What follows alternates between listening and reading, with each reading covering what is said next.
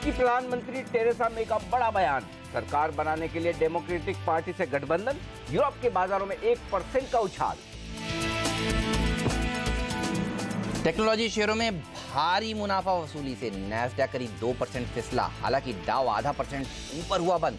एशियाई बाजार कमजोर खुल के हुए रिकवर, एसजीएक्स निफ्टी भी रिकवरी के मोड में। जीएसटी काउंसिल ने सस्ते सिनेमा टिकट, इंसुलिन समेत 66 प्रोडक्ट पर जीएसटी की दरें घटाई, छोटे कारोबारियों को होगी राहत। 18 जून को होगी अब अगली बैठक। एग्री एक्सपोर्टर्स को जीएसटी से हो रहे नुकसान के लिए राहत पैकेज का ऐलान कर सकती है जल्द सरकार। ब्याज दर वापसी स्कीम में मिल सकती है बड़ी सब्सिडी, सीएनबीसी आवाज की एक्सक्लूसिव खबर। आज सुबह 11 बजे पीएसयू बैंक प्रमुखों से मिलेंगे वित्त मंत्री अरुण जेटली। एनपीए के हालात पर होगी समीक्षा, बैड लोन की रिकवरी के प्लान पर भी होगी चर्चा। इंटर मिनिस्ट्रियल ग्रुप आज टेलीकॉम कंपनियों के साथ करेगा बैठक का, वित्तीय मुश्किल और हालात सुधारने के उपायों पर हो सकता है विचार। और दक्षिण अफ्रीका को 8 विकेट से रौंदकर चैंपियंस ट्रॉफी के सेमीफाइनल में पहुंची टीम इंडिया। जसप्रीत बुमराह बने मैन ऑफ द मैच।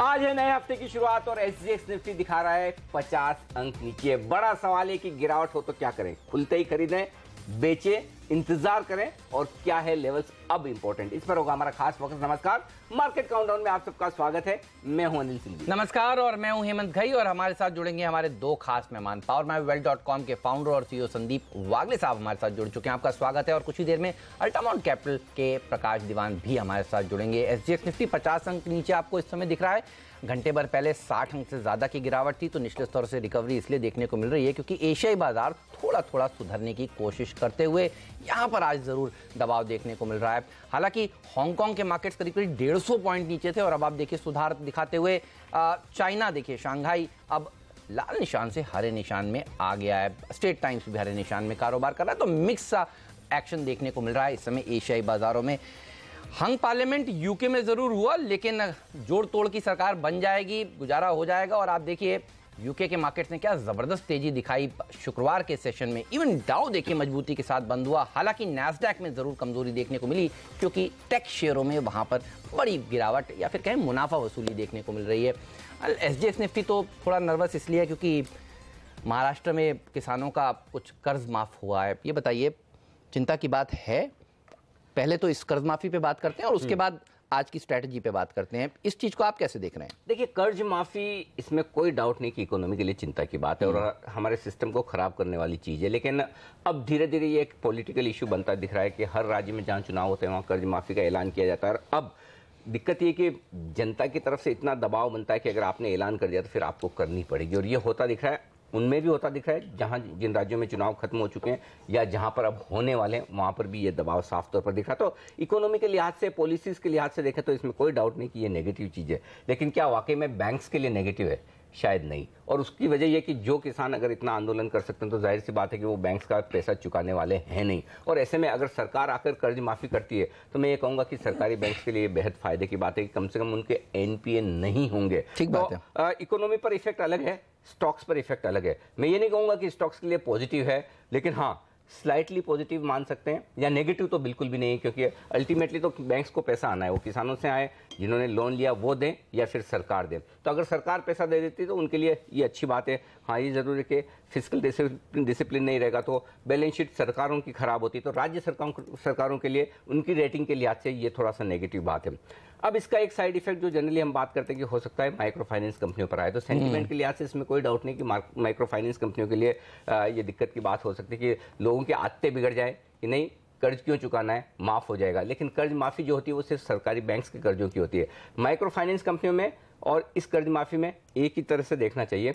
जिस तरह से आप सरकारी बैंक्स के एनपीए देखते हैं और प्राइवेट बैंक्स के एनपीए देखते हैं, दिन रात का अंतर है, उसी तरह से माइक्रो फाइनेंस कंपनियों के एनपीए और जो किसानों की कर्ज माफी के एनपीए होंगे उसमें दिन रात का अंतर होगा। तो सेंटीमेंट के लिहाज से भले ही नेगेटिव हो जाए, लेकिन ऐसा नहीं। और दूसरा ये कि जब माइक्रो फाइनेंस कंपनियां पैसा उधार देती है तो वो ज़्यादा सोच समझ कर देती है और उनके वसूलने के तरीके भी या फिर सिक्योरिटी भी ज़्यादा बेहतर तरीके से होती है। तो सेंटीमेंट के लिहाज से अगर हो सकता है आज कमजोरी हो, लेकिन मेरा ये मानना है अगर आज कमजोरी हो और बैंक्स कमजोरी के साथ खुले, माइक्रो फाइनेंस कंपनियां कमजोरी के साथ खुले, तो निचले स्तरों पर खरीदारी के मौके देखने चाहिए। इस कर्ज माफी से बहुत ज़्यादा घबराने की जरूरत नहीं है स्टॉक्स के लिहाज से, लेकिन हाँ इकोनॉमी के लिए लिहाज से वाकई में एक बड़ा नेगेटिव फैक्टर है। और इस लिहाज से कि अगर इस तरह की चीज़ें ना हो तो रेटिंग अपग्रेड की संभावना ज़्यादा जल्दी से बढ़ती है। और अगर इस तरह की चीज़ें हों तो रेटिंग एजेंसीज को तो आपकी रेटिंग देश की नहीं बढ़ाने के लिए कोई बहाना चाहिए, वो इस तरह के एक्शन उन बहानों में सबसे ज़्यादा योगदान देते हैं जिससे कि आपकी रेटिंग ना बढ़े। बिल्कुल सही कहा आपने। और आप देखिए उत्तर प्रदेश में हुआ, लेकिन उत्तर प्रदेश में जो थोड़ी बहुत कर्ज माफ़ी हुई उसके बाद बाजार ऊपर गए। महाराष्ट्र में अब हुआ है और अब डर ये भी है कि मध्य प्रदेश में भी हो सकता है, जिस तरह से वहां पर आंदोलन हो रहे हैं। और इसकी बात हमने पिछले हफ्ते लगभग हर रोज करी है। तो बाजार को पता था कि ये होने वाला है, ऐसा नहीं है कि अकस्मात सुबह सुबह उठे और ऐसा हो गया है। तो घबराने की जरूरत बिल्कुल भी आपको नहीं है।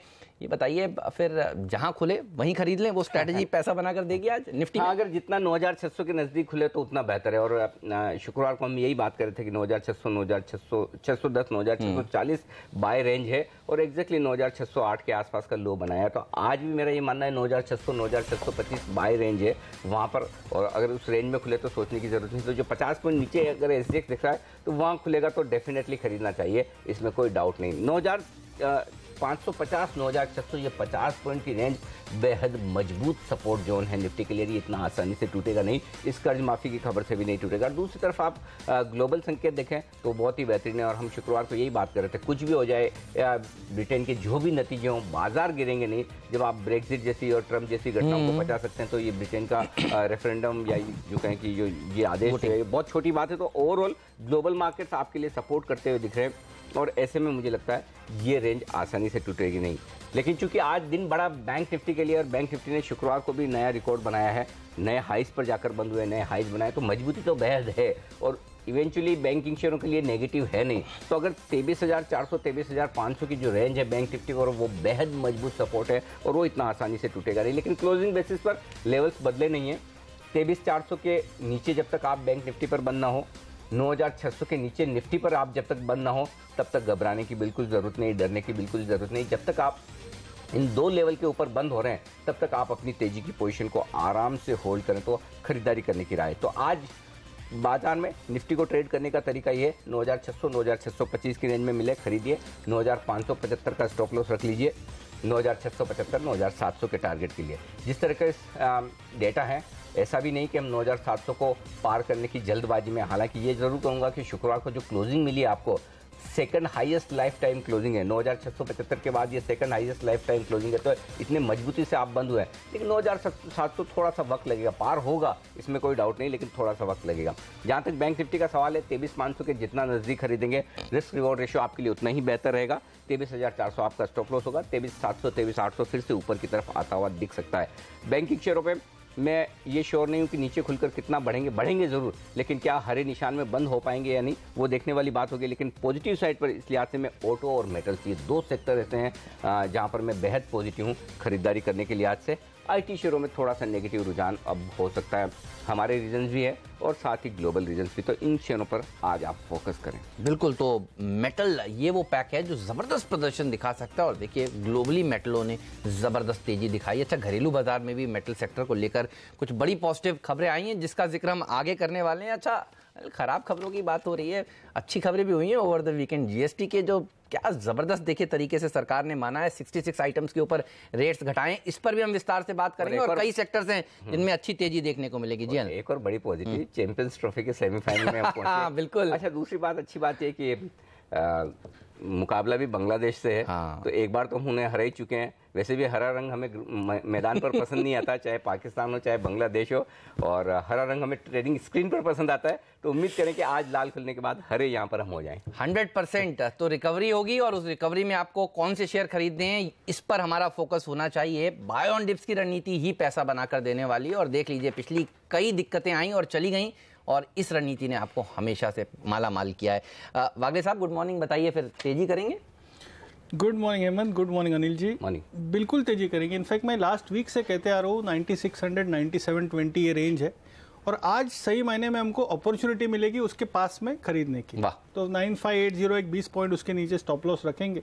9720 का टारगेट आज नहीं होगा बट 1-2 दिन में आना चाहिए। बैंक निफ्टी 23,550 23,950 ये मेरा रेंज है, थोड़ा सा एग्रेसिव है। और स्टॉक स्पेसिफिक 3 बाय और 1 सेल है। नहीं, आप एग्रेसिव हैं तो एग्रेसिव लेवल्स तो आप बताएंगे ही। ये बताइए किस कोई सेक्टर है जिसके ऊपर आपका खास फोकस है, अलग अलग सेक्टर्स से हैं? कोई हिंट देना चाहेंगे? बिल्कुल देना चाहूंगा। बताइए। जो आपने कहा या आप मुझे कॉपी कैट कहेंगे बट वही है, मेटल्स में मुझे बहुत स्ट्रेंथ दिखती है। फ्राइडे को भी हमारा मतलब मेटल्स पे ध्यान था और आज मुझे लगता है मेटल्स आउट परफॉर्म करेगा। बिल्कुल, तो मेटल्स ये इस एक सेक्टर होगा जो सबसे अच्छा प्रदर्शन दिखा सकता है। वागले साहब से पूछेंगे कौन सा मेटल शेयर उनको बेहतरीन लग रहा है, लेकिन पहले बात करते हैं एफआईआईज और डीआईएस के डेटा की। एफआईआईज ने 101 करोड़ रुपए की बिकवाली करी है और घरेलू संस्थागत निवेशकों ने देखिए उनसे 3 गुना ज्यादा खरीदारी करी है, 325 करोड़ रुपए की। और एफआईआईज ने एफएनओ में भी देखिए 500 करोड़ रुपए से ज्यादा की बाइंग करी है। आंकड़े तो अच्छे दिख रहे हैं या थोड़े से चिंता वाले? घरेलू फंड के आंकड़े तो अच्छे हैं, इसमें कोई डाउट नहीं, लेकिन एफआईआईज के उतने अच्छे नहीं है। और इन आंकड़ों से ऐसा लगता है कि शायद हम 9700 को पार नहीं करेंगे आज के सेशन में, गैप से खुलने के बाद, क्योंकि 1030 करोड़ के इंडेक्स फ्यूचर्स बेचे हैं। तो इंडेक्स फ्यूचर्स में थोड़ी बिकवाली ज्यादा हुई है और साथ में 1500 करोड़ के ऑप्शन खरीदे हैं। अब हेमंत, इसमें अचानक से शुक्रवार को ऐसा क्या हो गया जो इंडेक्स फ्यूचर इतने बेचने पड़े, एफआईआईज को ऑप्शंस खरीदने पड़े? इसका रीजन एक ही है और उसका रीजन ये कि जो ब्रिटेन का पॉलिटिकल डेवलपमेंट क्या होने वाला है इसका अंदाजा एग्जैक्टली किसी को नहीं है। तो जाहिर सी बात है कि आप अपने पोर्टफोलियो को हेज करेंगे। तो वैसे मैं एक बेनिफिट ऑफ डाउट देना चाहूंगा कि एफआईआईज का शुक्रवार का आंकड़ा है वो शायद ग्लोबल इवेंट्स के मद्देनजर उन्होंने थोड़ी सी हेजिंग की है। तो अगर वही सिर्फ एक रीजन है तब तो ठीक है, आज सब सेटल होने के बाद शॉर्ट कवरिंग भी आ जाएगी। लेकिन हाँ, ये बात तय है कि ये संकेत साफ तौर पर दिख रहा है कि ऊपरी स्तरों पर थोड़ी हेजिंग है, चाहे वो ग्लोबल इवेंट्स की वजह से हो। लेकिन दूसरा एक और अहम जो संकेत मिल रहा है वो ये भी है कि निचले स्तरों पर आपको खरीदारी भी लगातार आती हुई दिख रही है। आप देखिए घरेलू फंड्स की तरफ से पैसा आता हुआ दिख रहा है।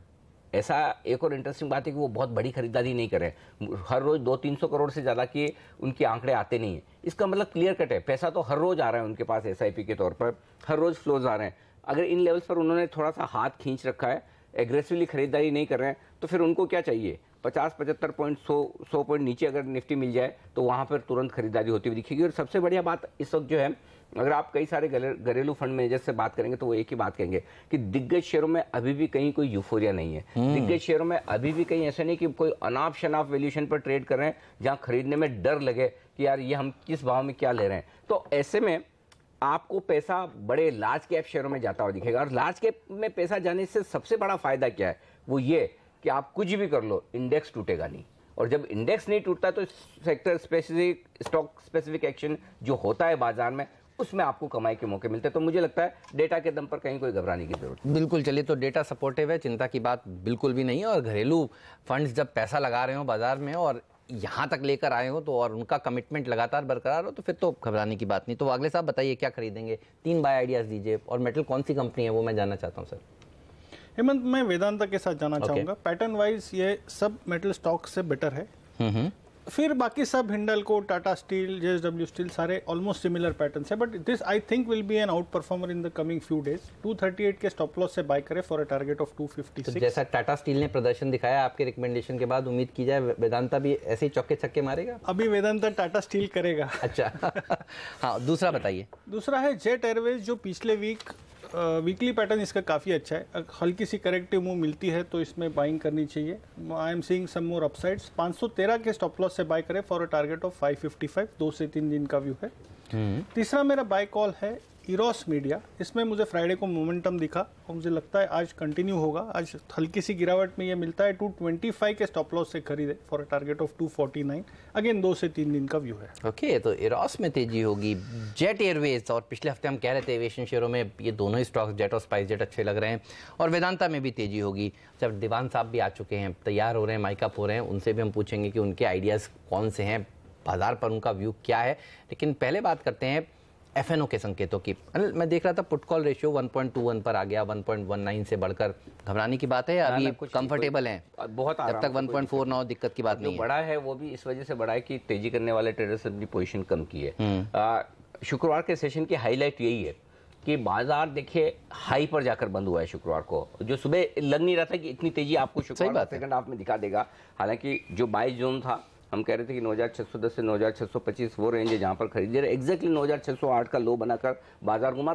शुक्रवार को काफी वक्त दिया, आप देखिए ये चार्ट, आराम से बहुत मौका मिला लोगों को खरीदारी करने का और आखिरी 1 घंटे में ऊपर जाकर बंद हुआ। और ये जो क्लोजिंग हुई सेकंड हाईएस्ट क्लोजिंग है अब तक की लाइफ की, क्योंकि 5 जून को 9675 की क्लोजिंग हुई थी, उसके बेहद करीब जाकर बंद हुए। लेकिन जो इंटरेस्टिंग डेटा वो ये है, इतनी बेहतरीन क्लोजिंग होने के बावजूद तेजी करने वाले ट्रेडर्स का कॉन्फिडेंस कम है। कैसे कि निफ्टी में देखिए उन्होंने 2 लाख शेयर कम किए और बैंक निफ्टी में उन्होंने 12-13 हज़ार शेयर कम किए, यानी कि फ्रेश पोजीशन बनी नहीं बल्कि पोजीशन कम हुई है। और दूसरी बात, निफ्टी में भी प्रीमियम घटी है और बैंक निफ्टी में भी जो प्रीमियम 3 पॉइंट की थी वो डिस्काउंट में जाकर 50 पॉइंट का डिस्काउंट हो गया। इसका मतलब क्लियर कट है कि ऊपरी स्तरों पर तेजी करने वाले ट्रेडर्स हल्के हुए हैं। तो ये बहुत बढ़िया संकेत है। जिन लोगों ने बेचा है शुक्रवार के सेशन में, ऊपर के लेवल पर प्रॉफिट बुकिंग किए, अब वो आराम से 9600 के नजदीक उन्हें निफ्टी मिलेगा तो फिर से खरीदारी की करने की कोशिश करेंगे, तो उनके पास जगह है। तो मैं इस डेटा को इस लिहाज से पॉजिटिव देखता हूं। देखिए ट्रेडर कोई भी हो, तेजी करने वाला हो या मंदी करने वाला हो, वो डर कर ट्रेड करे, स्टॉप लॉस के साथ ट्रेड करे, वो बाजार की सेहत के लिए अच्छा है।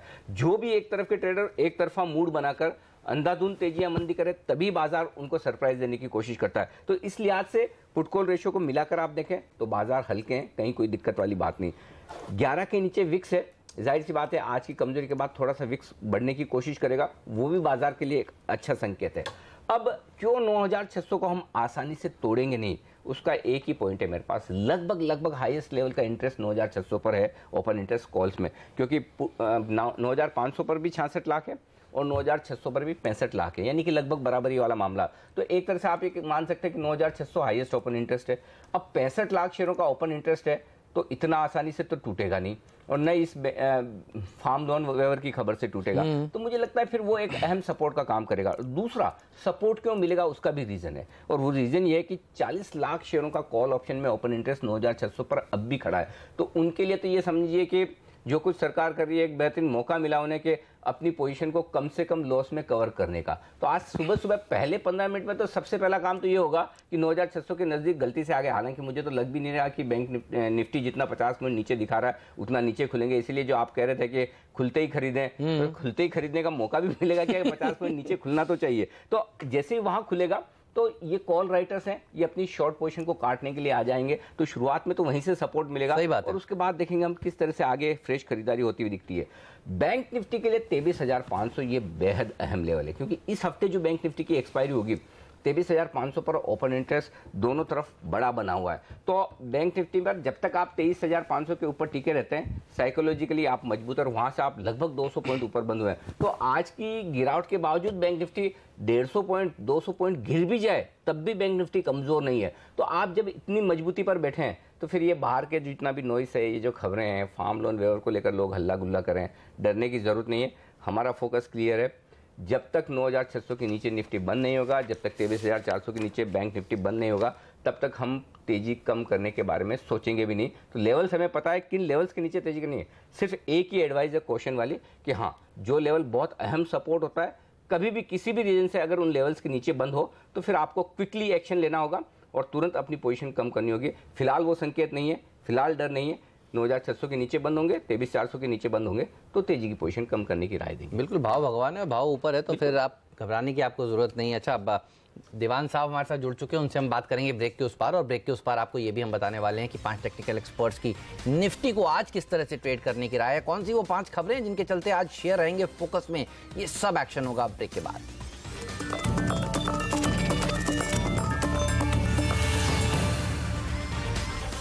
स्वागत है आप सभी का CNBC आवाज पर। आइए आपको बताते हैं 5 टेक्निकल एक्सपर्ट्स ने आज निफ्टी को क्या ट्रेड करने की राय दी है।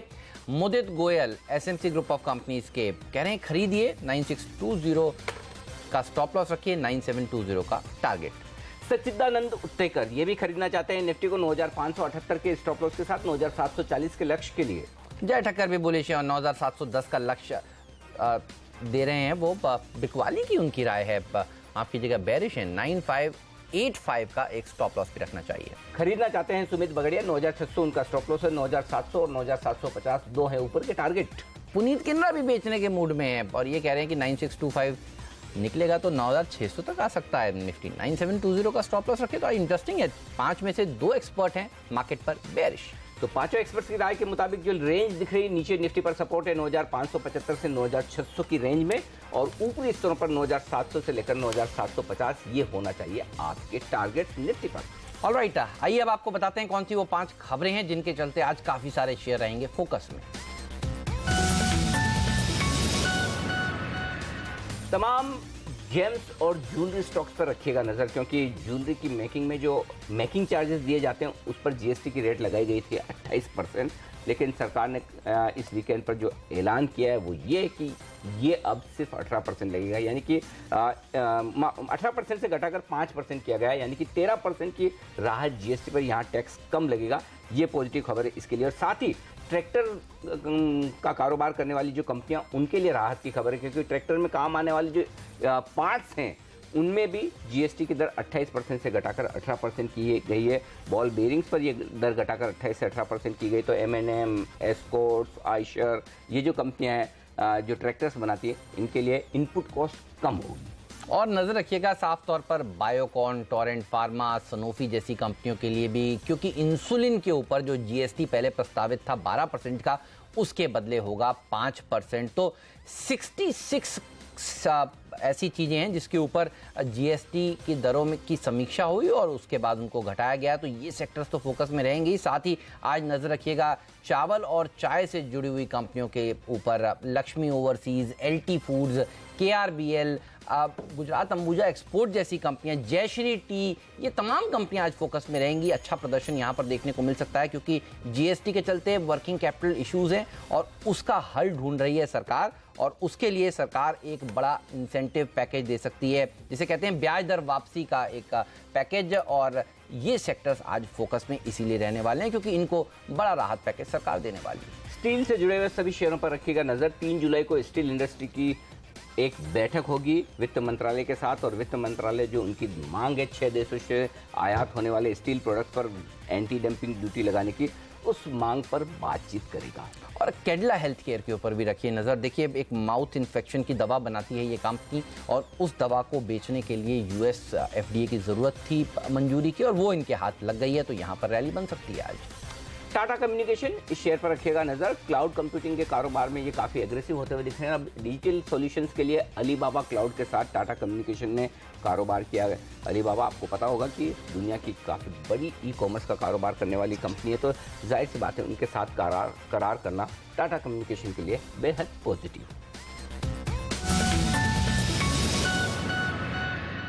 संदीप वागले साहब हमारे साथ हैं, और हमारे एक और एक्सपर्ट प्रकाश दीवान साहब अब हमारे साथ कार्यक्रम में शामिल हो चुके हैं। और सोमवार का दिन है, इससे बढ़िया बात हो नहीं सकती कि एक बेहतरीन आइडिया लिया जाए। सर, निवेश में कहाँ पर आपको मौके दिख रहे हैं पोर्टफोलियो में रखने के लिए? एक स्टॉक बताइए। जिस हिसाब से जीएसटी का बोलबाला अनिल जी चल रहा है, और एक ग्लोबल डर सा है, जो आप अभी बात कर रहे थे कि इंडेक्स फ्यूचर्स में इतनी बिकवाली हेजिंग के तौर पे आई, मुझे लगता है वो यूएस में जो फेड रेट के हाइक है वो अब थोड़ी सी फैक्टर इन अच्छे टर्म्स में होने लगी। आज के दिन ग्लोबल मार्केट्स में वो वीकनेस उसकी वजह से भी होगी, और ये मौका है जो लोग रह गए हैं इन्वेस्ट करने के लिए पहले नीचे स्तरों पे, उनके लिए मैंने जो चुना है स्टॉक वो है GMDC, गुजरात मिनरल डेवलपमेंट। अभी कंपनी तो काफी जानी पहचानी है। इसमें 2 चीज एक्साइटिंग मुझे लगी रिसेंटली। एक तो इसके जब नंबर्स आए तो पिछले साल के कंपैरिजन में जो इम्प्रूवमेंट दिखा है ऑपरेशंस में, वो बहुत ही उम्दा रहा है। और वो ऐसा नहीं है कि वन ऑफ कोई कारण से हुआ है, उसके सारी पैरामीटर्स पे इम्प्रूवमेंट आया है। इनके प्रॉफिटेबिलिटी पे देखिए, माइनिंग की जो कैपेसिटीज प्लांट की है, PLFs हैं। एक इंटरेस्टिंग चीज ये है कि 30% टैक्स इनको लगता था, अभी 22-22% वैट प्लस बाकी के टैक्सेस लेवीज जो थी, अब वो घट के 18 पे आ जाएगा। तो ये जो अफोर्डेबिलिटी इनके प्रोडक्ट की है, लिग्नाइट की, जो वो काफी ड्रामेटिकली चेंज हो जाएगी। और ये सिरेमिक बिजनेस में छोटे छोटे SMEs की कंजम्पशन बहुत यूज होता है राजस्थान गुजरात के एरिया में। मुझे लग रहा है कि अगर पावर ठीक चला, माइनिंग में इतना इंप्रूवमेंट है, और 1100 करोड़ कंपनी का कैश है जो कह रहे हैं हम कुछ एक्विजिशन करने के लिए यूज करेंगे, और आज इसका EPS देखिए तो इतना बढ़िया 12.5 के करीब जो EPS एक्सपेक्टेड है, उसके हिसाब से कोई स्टॉक में अभी भी वैसी री रेटिंग आई नहीं है। तो ये वैसा स्टॉक है जो आप एक आध साल होल्ड करें तो ये आपको यहाँ से बेहतरीन रिटर्न देगा, और इसमें डाउनसाइड अब बहुत प्रोटेक्टेड सी दिख रही है, which is very important in these markets. तो GMDC लीजिए, 166 170 की जोन में प्रॉफिट थोड़ा बुक करने का चांस मिलेगा, अच्छी खासी अपसाइड यहाँ से। तो आप देखिए पिछले हफ्ते मैकडॉनल्ड्स का स्टॉक बताया था दीवान साहब ने, मुझे याद है क्या ज़बरदस्त तेजी उस स्टॉक में देखने को मिलती। बताते तो हैं दीवान साहब निवेश का आइडिया लॉन्ग टर्म का, लेकिन उस दिन ही क्या तेजी बन जाती है। तो GMDC आज वैसे भी मेटल सेक्टर और माइनिंग सेक्टर के लिए बढ़िया दिन है, इसके ऊपर रखिएगा नज़र। जी हाँ, मैकडॉनल्ड्स देखिए, वेस्ट लाइफ डेवलपमेंट्स की बात हम कर रहे थे जो पिछले हफ्ते दीवान साहब ने आपको बताया था। लेंगे एक छोटा सा ब्रेक, और ब्रेक के बाद काफ़ी सारे सेक्टर्स हैं जिनको GST से बड़ी राहत मिली है, उस सब पर बात होगी।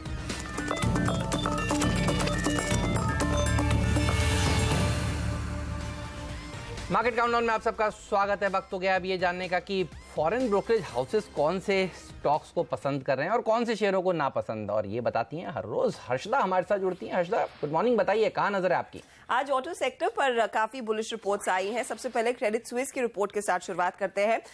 इन्होंने एक न्यूट्रल कॉल मेंटेन किया है, मारुति पर टारगेट 6400 का दे रहे हैं, लेकिन जो आउट परफॉर्मर का कॉल आया है वो M&M पर आ रहा है और टारगेट 1530 रुपए का M&M पर क्रेडिट स्विस दे रहा है। साथ ही साथ उनका मानना है कि पैसेंजर इंडस्ट्री में ग्रोथ देखने को मिलेगी, धीरे धीरे करके ग्रोथ नजर आ रही है और FY 18-19 में करीब 15% की ग्रोथ क्रेडिट स्विस एक्सपेक्ट कर रहा है पैसेंजर व्हीकल साइड में। साथ ही साथ उनको लग रहा है कि अब जो ग्राहक है वो प्रीमियम हैचबैक्स की तरफ शिफ्ट करेंगे, इसीलिए ये आउट परफॉर्मर की कॉल दे रहे हैं M&M पर। साथ ही साथ टाटा मोटर्स है जिस पर उन्होंने टारगेट 630 का दिया है और यहां पर भी आउट परफॉर्मर का कॉल बरकरार है। टाटा मोटर्स पर वैसे डॉयचे बैंक की भी रिपोर्ट है और इन्होंने खरीदारी का कॉल दिया है, टारगेट 555 का आ रहा है डॉयचे बैंक की ओर से, यानी कि 19% का अपसाइड वो एक्सपेक्ट कर रहे हैं। खास ट्रिगर ऑफ कोर्स JLR ही रहेगा, जहां पर FY 17-19 में वॉल्यूम ग्रोथ 10% की एक्सपेक्टेड है। साथ ही साथ उनको लगता है इस पर्टिकुलर साल में नए प्रोडक्ट से वो ग्रोथ देखने को मिलेगी। लगातार डिस्कवरी की बात हो रही है तो वो एक प्लेटफॉर्म होगा जो पुश करेगा सेल्स को गोइंग फॉरवर्ड, और यही वजह है कि FY 18 के लिए वो काफी ऑप्टिमिस्टिक है टाटा मोटर्स को लेकर। अब बात करते हैं डाउनग्रेड की। सिटी कह रहा है भेल का प्रदर्शन निराशाजनक है, इसीलिए बिकवाली की राय बरकरार है।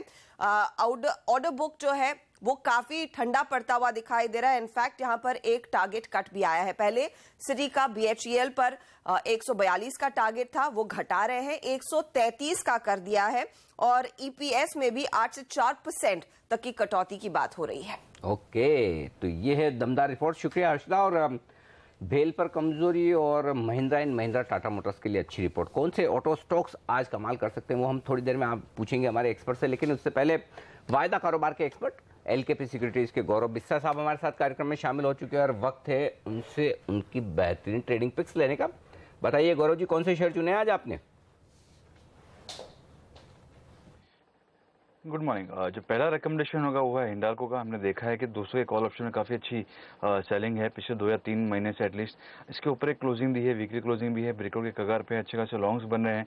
मेटल स्पेस ओवरऑल काफ़ी बॉइंट लग रहा है, तो वो सबसे लग रहा है कि इस बार अगर 200 होल्ड करता है तो 215 220 आपको ये सीरीज में देखने मिल सकता है। ट्रेडिंग के लिए ऐसे 2 दिन के लिए आप इसको बाय कर सकते हैं। 200 का इसमें स्टॉप लॉस होगा, 210 का एक इमीडिएट टारगेट होगा। दूसरा है अपोलो हॉस्पिटल, इसमें कंसिस्टेंट लॉन्ग पोजिशंस बनते आ रहे हैं, अच्छे खासे लॉन्ग रोल्स भी हुए थे, ब्रेकआउट भी दिया है स्टॉक ने, तो ये आप बाय कर सकते हैं। 1335 का इसमें स्टॉप लॉस होगा, 1410 का इसमें पहला लक्ष्य होगा। और अगर बिकॉली की राय अगर देखी जाए तो एक MGL लग रहा है, लेटेस्ट एंट्रेंट है F&O स्पेस में, अच्छे खासे शॉर्ट्स बनते हुए देखे जा रहे हैं। और यहाँ पे अगर आप देखेंगे काफ़ी स्ट्रॉन्ग रेजिस्टेंस के सपोर्ट्स के नीचे है 980 का, तो आप 990 के स्टॉप लॉस से बेच सकते हैं। 950 का इसमें इमीडिएट टारगेट होगा और ऑप्शंस के जरिए इसको प्ले करना है तो NHPC काफ़ी अच्छा लग रहा है। लॉट साइज काफ़ी बड़ी है लेकिन काफ़ी एग्रेसिव लॉन्ग पोजिशंस बने हैं, अच्छा ब्रेकआउट है।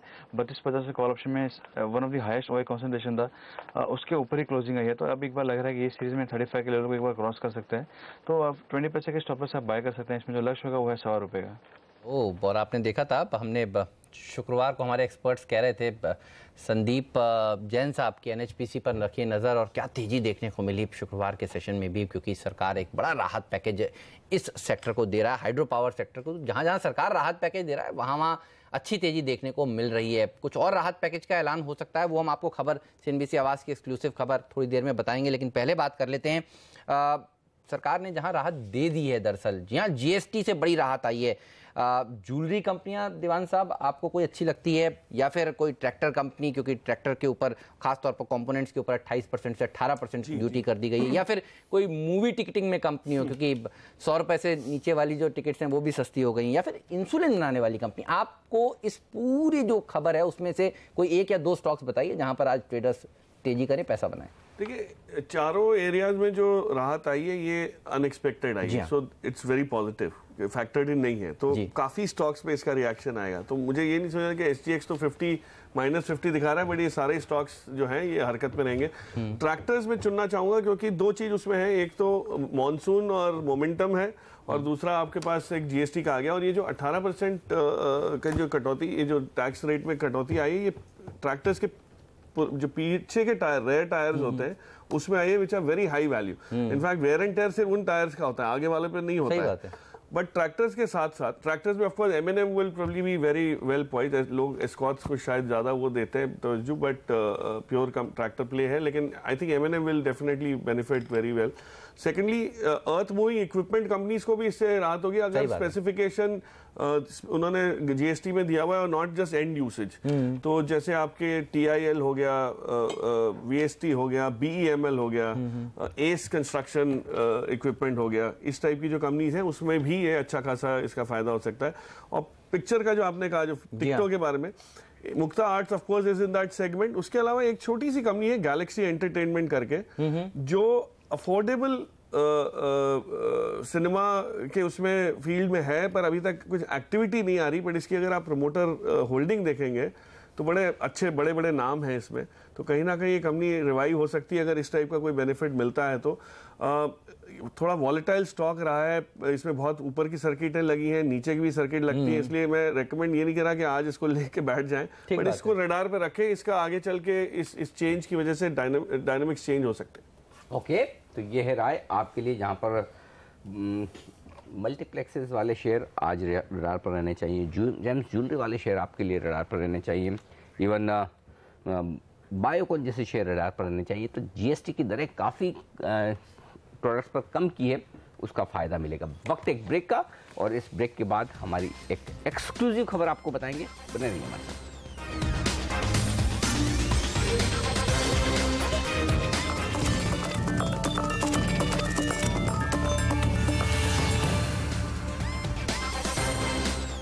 हमारे एक्सपर्ट्स हमारे साथ हैं, प्रकाश दीवान साहब, गौरव बिस्तर साहब और संदीप वागले साहब। अब फोकस करते हैं उस स्टॉक्स पर जहां पर एक्शन है। ऑटो स्टॉक्स और दमदार रिपोर्ट्स आ रही हैं। गौरव, आपको क्या पसंद है, महिंद्रा एंड महिंद्रा और टाटा मोटर्स, दोनों में से कोई एक स्टॉक, या फिर इसके अलावा भी अगर आपको कोई पसंद है तो वो बता दीजिए। देखिए, M&M काफ़ी अच्छा लगा। अगर आप देखेंगे पिछले काफ़ी अरसे से इसने पार्टिसिपेट नहीं किया है, 1300-1400 के एक रेंज में ट्रेड हो रहा था। ऑल दिस वाइल इसने अच्छे खासे लॉन्ग पोजीशंस बनाए हैं, अभी रेंज के बाहर आया है।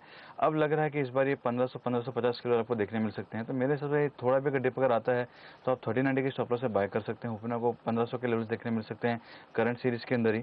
तो मैं फिलहाल अगर 4 व्हीलर्स की बात की जाए तो मुझे ये अच्छा लग रहा है। टाटा मोटर्स में काफ़ी रजिस्टेंस है 480 के करीब, जब तक 480 सस्टेन नहीं करता है मैं इसमें फिलहाल फ्रेश लॉन्ग पोजीशंस नहीं बनाऊंगा। ओके, चलिए, तो ये रहा है ऑटो कंपनियों के ऊपर, और इस महीने के जो ऑटो के बिक्री के आंकड़े आने वाले हैं वो आप देखिएगा। GST से पहले जिस तरह की ये सेल हो रही है वो दरअसल सराहनीय, और इसलिए देखिए ऑटो सेक्टर लगातार अच्छा प्रदर्शन दिखा रहा है। लेकिन एक्सपोर्ट्स को GST से होने वाले नुकसान की भरपाई सरकार कर सकती है। जी हाँ, CNBC आवाज को मिली एक्सक्लूसिव जानकारी के मुताबिक एग्री कंपनियों को सरकार एक बड़ा राहत पैकेज दे सकती है। पूरी खबर जानने के लिए सीधे चलते हैं दिल्ली, जहां हमारे ब्यूरो चीफ लक्ष्मण रॉय हमारे साथ जुड़ चुके हैं। लक्ष्मण, बताइए किस तरह की राहत चावल कंपनियों को मिल सकती है? एक्सपोर्टर्स को सबसे बड़ी रियायत मिल सकती है ब्याज दर वापसी की स्कीम में बढ़ोतरी करके। ब्याज दर वापसी की स्कीम के तहत फिलहाल एक्सपोर्टर्स जो भी कर्जा लेते हैं उनके ऊपर उन्हें जो ब्याज चुकाना पड़ता है उसका 3% सरकार उन्हें वापस कर देती है। अब सरकार इसे बढ़ा सकती है, यानी 3% से ज़्यादा ब्याज वापस कर सकती है। हालांकि एक्सपोर्टर्स चाहते हैं कि 3% की बजाय 5% ब्याज वापस किया जाए, यानी 2% ज़्यादा ब्याज वापस किया जाए।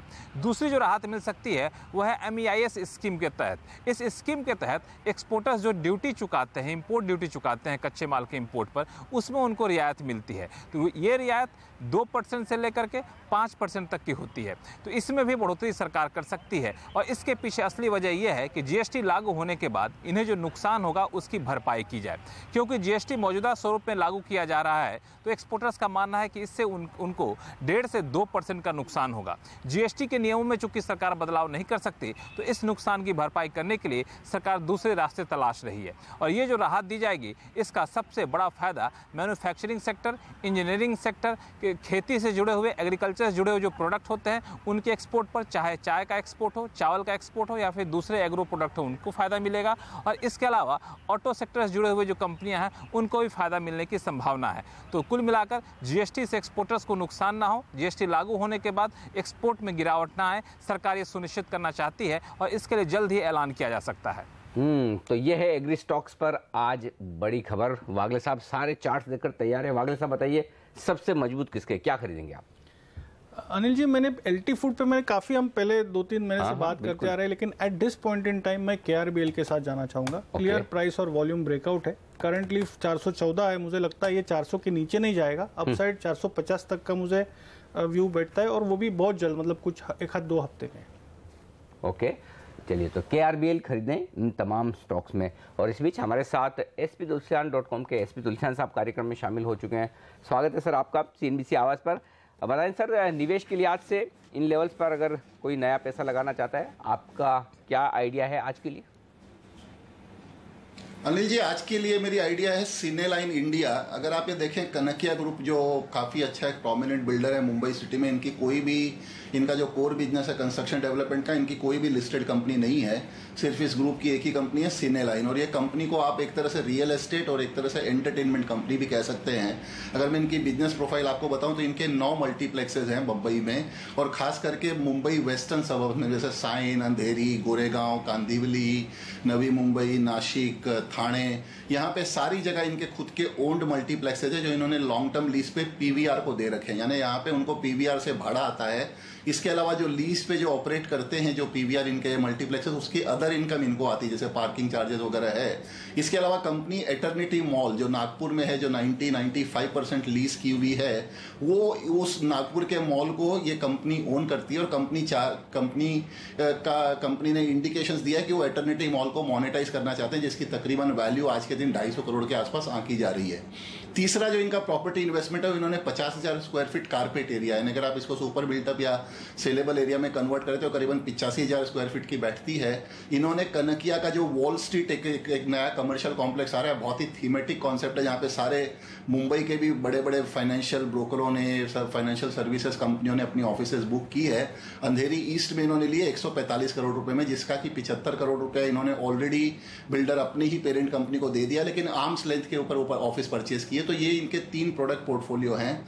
और अगर आप अब इसका देखें, जो वर्तमान में जो वर्किंग, करीबन इनका जो FY17 में जो इनका नेट प्रॉफिट आया था वो 10.5 करोड़ का आया, 84% का ग्रोथ आया, क्योंकि यही जो प्रॉफिट था वो 5.80 करोड़ था FY16 में, जो बढ़ के 10.60 करोड़ हो गया। यानी EPS तकरीबन 4 रुपए के आसपास, 3 रुपये 80 पैसे, 3 रुपये 90 पैसे में। जैसे मैंने बताया 84% का पैट ग्रोथ था, तो स्वाभाविक है उतना का उतना ग्रोथ हमें उसके EPS में भी देखने को मिला।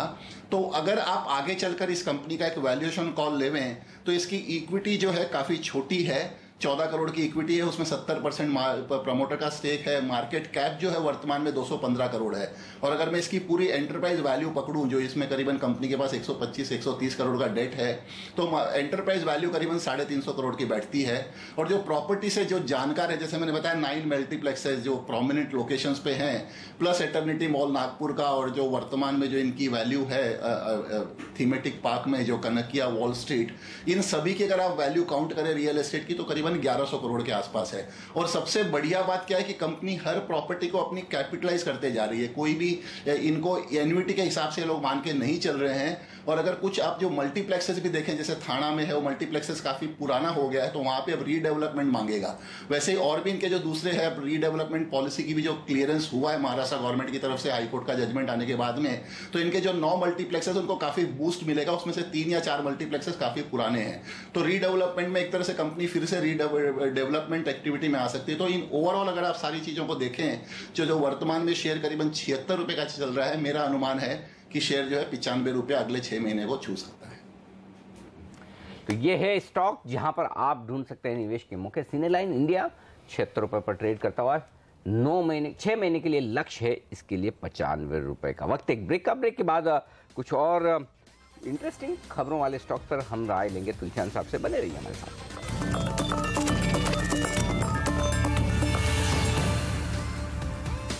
स्वागत है आप सभी का सीएनबीसी आवाज पर। एक्सपर्ट्स का दमदार पैनल हमारे साथ जुड़ा हुआ है। संदीप वागले साहब, प्रकाश दीवान साहब, गौरव बिस्सा साहब और sptulsian.com के SP तुलसियान जी भी हमारे साथ जुड़े हुए हैं। Sir good morning. आपसे जानना चाहता हूं, ये जो महाराष्ट्र में फार्म लोन वेवर का अनाउंसमेंट हुआ है, इस पर आपका व्यू क्या है? PSU बैंक्स पर भी व्यू दें, और माइक्रो फाइनेंस कंपनीज, क्या आज कोई नीजक रिएक्शन यहाँ पर देखने को मिल सकता है? देखिए, इसका जहां तक PSU बैंक का सवाल है, मेरे हिसाब से ऑलरेडी ये चीजें फैक्टर्ड इन है, क्योंकि हम ये देखते हैं कि एक तरह से पूरे देश में अब ये माहौल चल रहा है। यूपी के बाद में अब हमें महाराष्ट्र में देखने को मिला, और उसके बाद में हमें अब MP में भी शायद उस चीज का देखने को मिले कि फार्म लोन वेवर का। तो PSU बैंकों पे इसका कोई बहुत ज्यादा नेगेटिव होते हुए दिखाई नहीं देता, लेकिन माइक्रो फाइनेंस कंपनी पे जो है इसका सेंटिमेंटल इफेक्ट जरूर देखने को मिलेगा।